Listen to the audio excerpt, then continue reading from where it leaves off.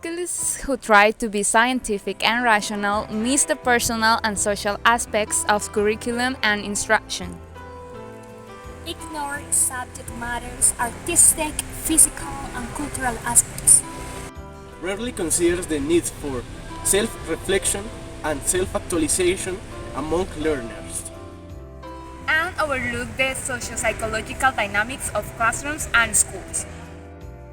However, some years later, an interesting approach emerged to take into account these aspects in education.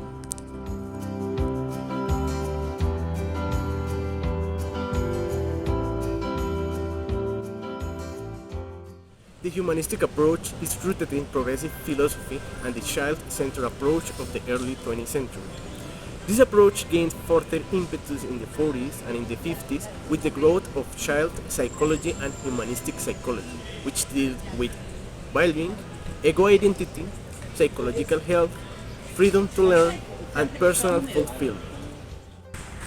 Mainly at elementary school level, curriculum activities emerge from this approach, including lessons based on life experiences, dramatizations, group games, group projects, artistic endeavors, field trips, social enterprises, learning and interest centers, and homework and tutoring corners.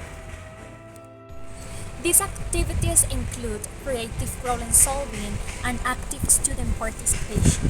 They emphasize socialization and life adjustment for students, as well as stronger family ties and school community ties.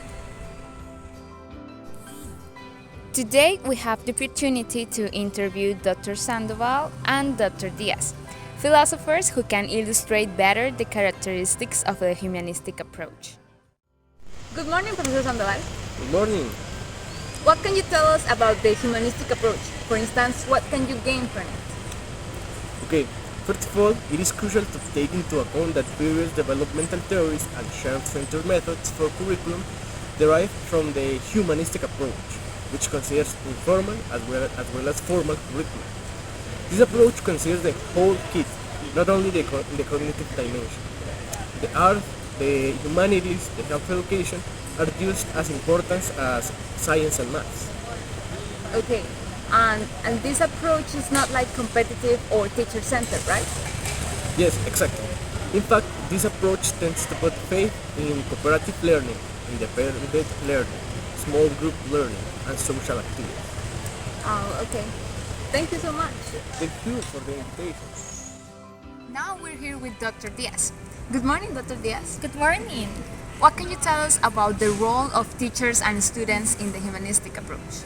Okay, so curriculum leaders and supervisors tend to permit teachers more input into curriculum decisions, and the ideas of professional collegiality and mentor systems are more pronounced. Curriculum's meetings are bottom-up instead of top-down, and students often are invited into curriculum meetings to express their views. That's really interesting. Thank Yeah. you. Thank you. After this productive learning journey about the humanistic approach, it's important to take into account that in this century, a curriculum approach must integrate the three great domains of human life, which includes home and personal life, occupational life, and civic life. Moreover, it's important to recall that a student's self-concept, self-esteem, and personal identity are essential factors in learning, which involve moral and social, not just cognitive,